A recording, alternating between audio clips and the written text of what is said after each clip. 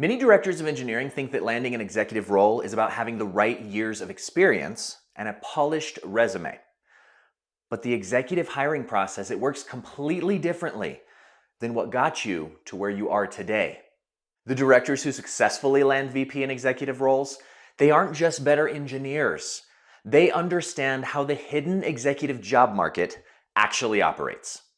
If you're stuck at the director level, getting passed over for promotions or wondering why your applications disappear into black holes, then this video is going to change everything. Today I'm breaking down the exact executive hiring process at top-tier tech companies, and I'll show you the strategic frameworks that my clients use to consistently land these roles. But before we dive in, if you haven't subscribed yet, hit that subscribe button and ring the bell so that you don't miss the advanced career strategies that I share every other week. My name is Ryan Stoltzfus. I'm the founder of the Job Hackers Network.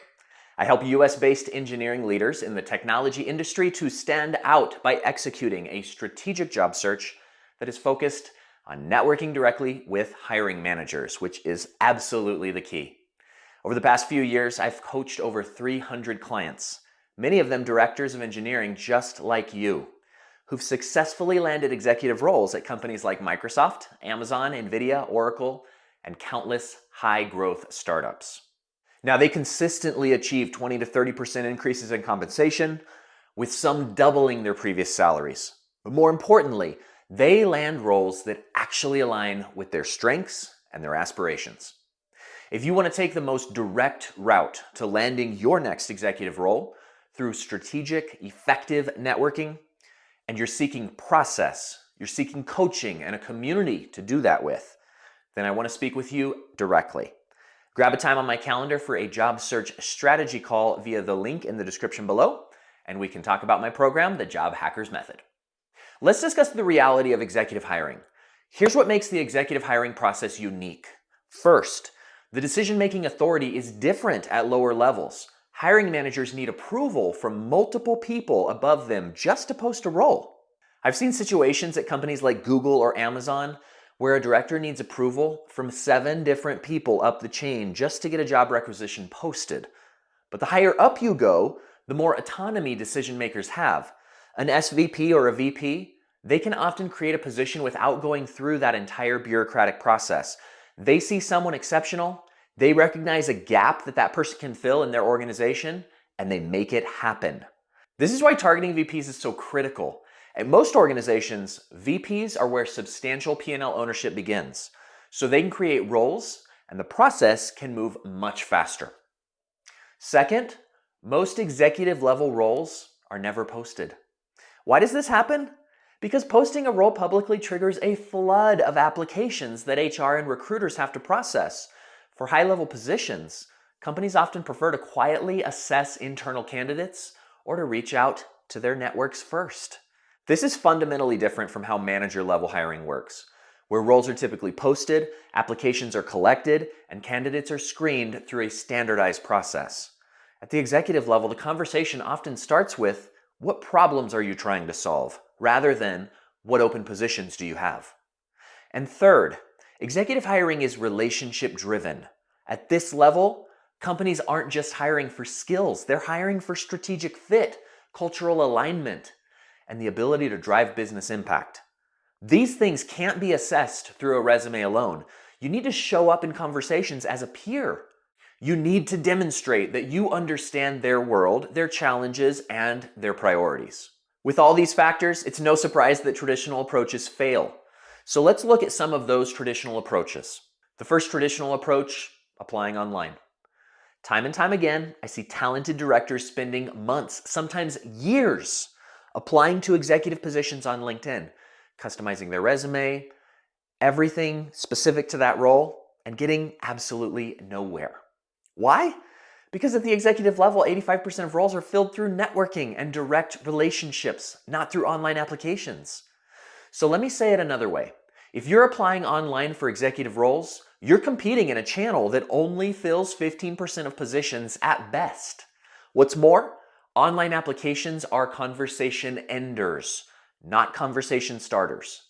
The hit rate on applications is so low that it's essentially a waste of your time at this level. The second traditional approach, generic networking. Just reaching out to people that you used to work with, it isn't enough. You need to be strategic about who you're networking with and why. At this level, your network needs these three categories of people. Peers, other directors who can vouch for you and open doors.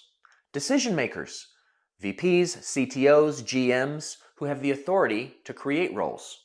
And advocates, people adjacent to the hiring decisions like product leaders, HR business partners, even staff engineers who have influence in the process. You're not just reconnecting with friends. You're building a strategic network that positions you for executive opportunities. And the third traditional approach or issue, it's just underselling yourself, right? This is huge. When Akshata joined my program after her first ever layoff, she was so anxious that she started applying for engineering manager roles, leveling herself down from her previous director position.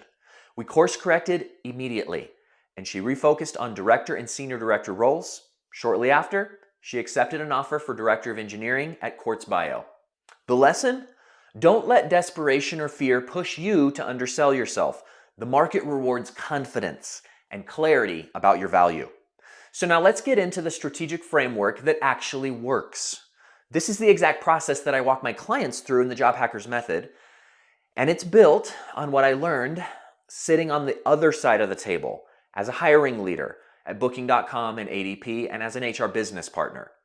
Step 1, get crystal clear on your value proposition before you reach out to anyone, before you update your resume.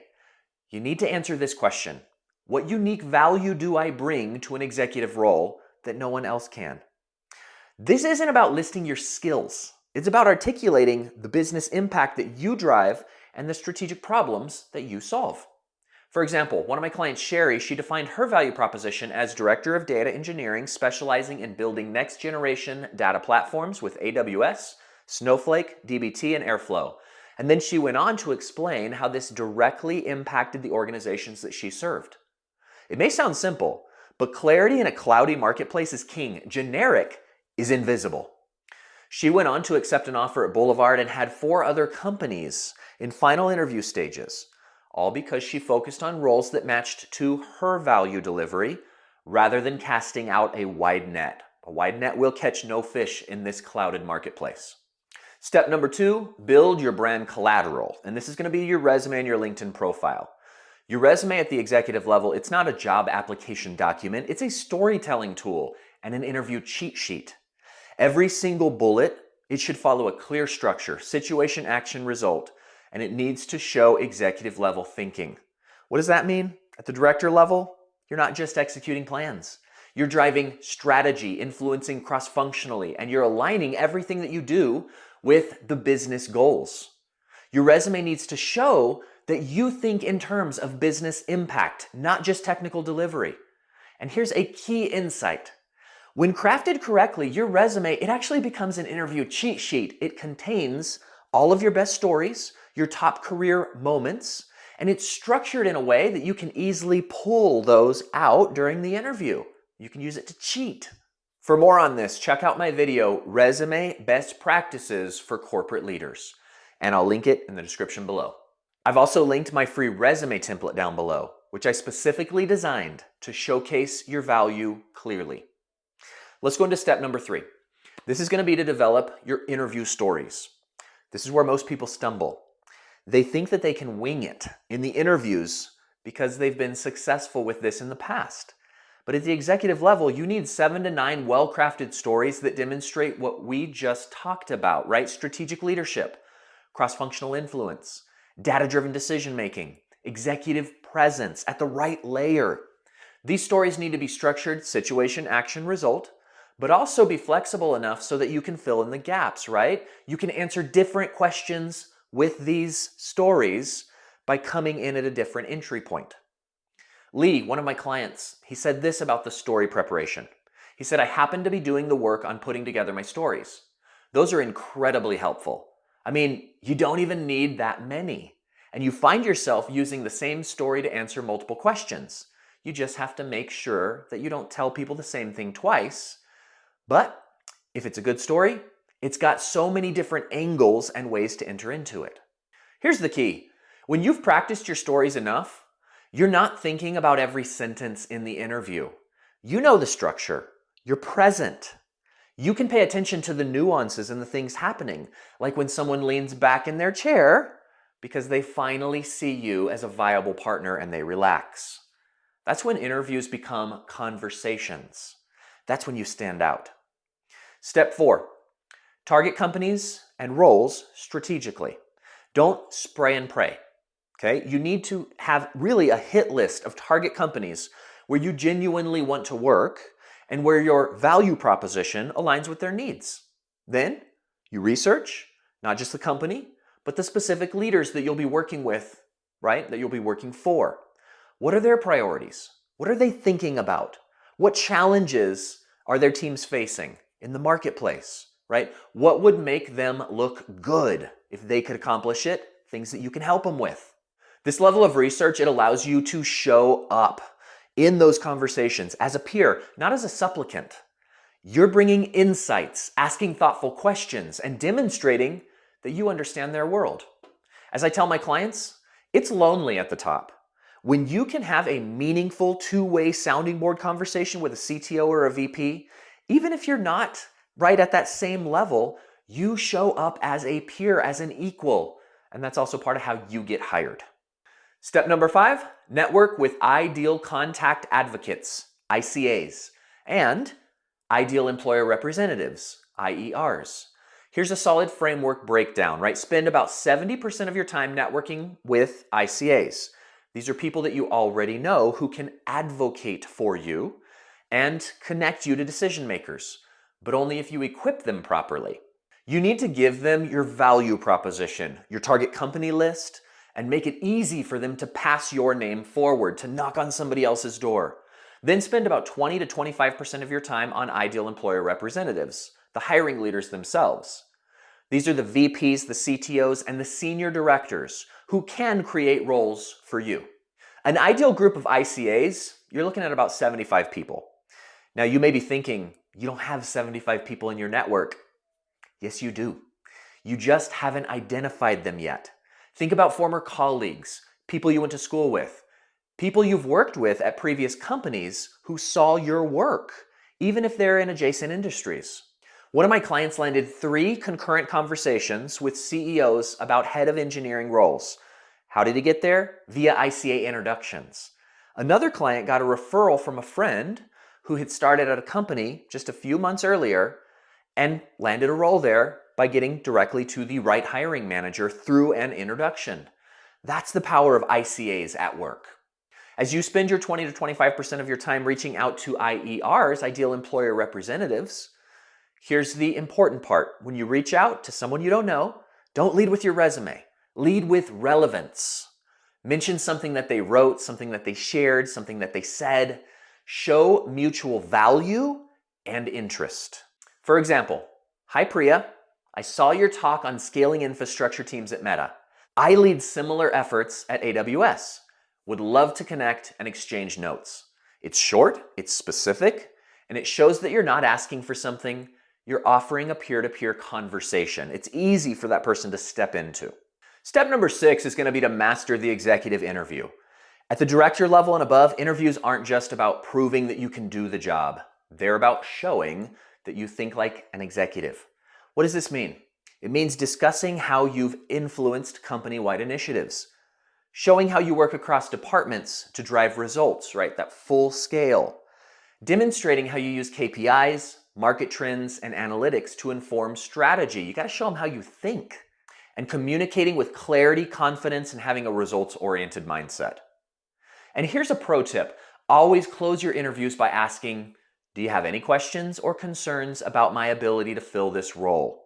This gives the interviewer a chance to voice any hesitations and gives you the opportunity to address them on the spot as opposed to them percolating.